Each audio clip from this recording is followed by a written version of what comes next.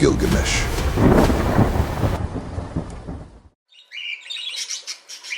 Long before Achilles or Hercules, before the rise of Moses or Noah, there was a king who dared to defy death itself. This is the story of Gilgamesh, the world's first hero in search of immortality, the king who was too powerful. In ancient Sumer, nearly 4,000 years ago, a mighty city named Uruk stood tall. Its king, Gilgamesh, was 2/3 divine, 1/3 human. He was brilliant, strong, unmatched in battle, but arrogant and cruel. He worked the men to exhaustion. He forced himself upon women. The people wept, and the gods heard. The wild challenger. To humble him, the gods created a being from clay, Enkidu, a wild man raised by beasts. He knew no speech, no city, no god, only instinct. But when a sacred temple woman found him, she taught him love, language, and culture. Transformed, Enkidu learned of Gilgamesh's tyranny, and marched to challenge him. The duel that shook Uruk. In the heart of Uruk, the two titans met.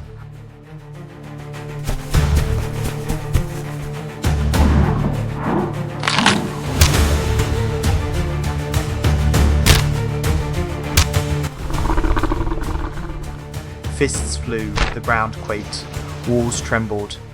Enkidu held his own, matching Gilgamesh blow for blow, until, in a final clash, the king pinned him to the ground. But instead of killing each other, they laughed. They had found something rare, a worthy equal, and from that battle, a bond of brotherhood was born. The Forest of Doom. Hungry for glory, the two set out to slay the monstrous Humbaba, guardian of the Cedar Forest, a creature chosen by the gods. Though warned not to go, they did, and after a fierce battle, they killed Humbaba. But this act was a grave insult to the gods. They had defied divine order for the sake of fame, the goddess and the bull. When they returned, the goddess Ishtar saw Gilgamesh and desired him. But he mocked her. "Why should I become your lover? All your past men have died or gone mad."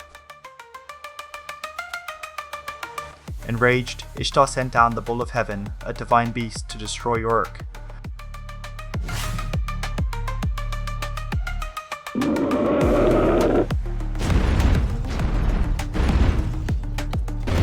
Once again, the heroes fought side by side and killed it.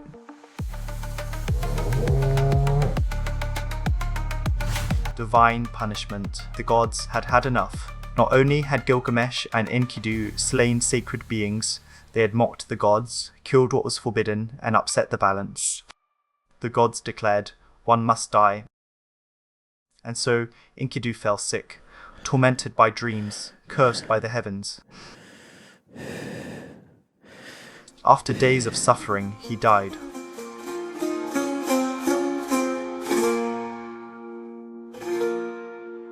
The journey to escape death. But Gilgamesh would not give up. Desperate to uncover the secret of eternal life, he set out to find Utnapishtim, the immortal man who had survived a great flood sent by the gods. When Gilgamesh found him, Utnapishtim told a story from long ago, a tale of wrath, water, and divine warning. The gods had decided to destroy mankind in a catastrophic flood, but one god, Ea, the god of wisdom, whispered the truth to Utnapishtim. He told him to build a massive boat. Make it cubical, seal it with pitch, bring your wife, your family, craftsmen, and all the animals, 2 by 2. For 7 days and nights, the world drowned under raging water, mountains sank, cities vanished, and then silence. When the flood ended, Utnapishtim released birds to find land, just like Noah in the book of Genesis. The gods, now remorseful, granted Utnapishtim and his wife immortality, placing them at the edge of the world. Gilgamesh, moved and hopeful, begged for the same gift. But immortality, he was told, was not for mortals, and yet Utnapishtim leaned closer and spoke of something deep beneath the sea, A secret that might not grant eternal life, but could turn back the touch of age. The flower of youth. Far below the waves lies a plant unlike any other, Utnapishtim said. Its thorns will cut your hands, but if you bring it back, you will be young again. Without hesitation, Gilgamesh tied stones to his feet and plunged into the black depths of the sea. The cold bit into his skin. Darkness swallowed him whole. And then, his hands brushed against it. A thorn stem pulsing with life. The flower of youth. He rose from the water, triumphant. For the first time since Enkidu's death, he felt hope. He would take it home, share it with the elders of Uruk, perhaps even plant it so all might live longer. But fate had other plans. On the journey back, he stopped to rest beside a cool spring. While he bathed, a serpent crept silently to his pack. It devoured the flower, and as it slithered away, its old skin peeled from its body. The creature was renewed, while Gilgamesh could only watch.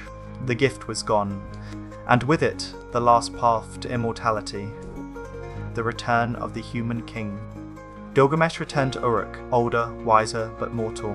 He looked at the walls of his city, the temples, the gates, his legacy, and realized, this is how man lives on, not through gods or magic, but through what we build, through what we leave behind. He sought immortality, but found humanity.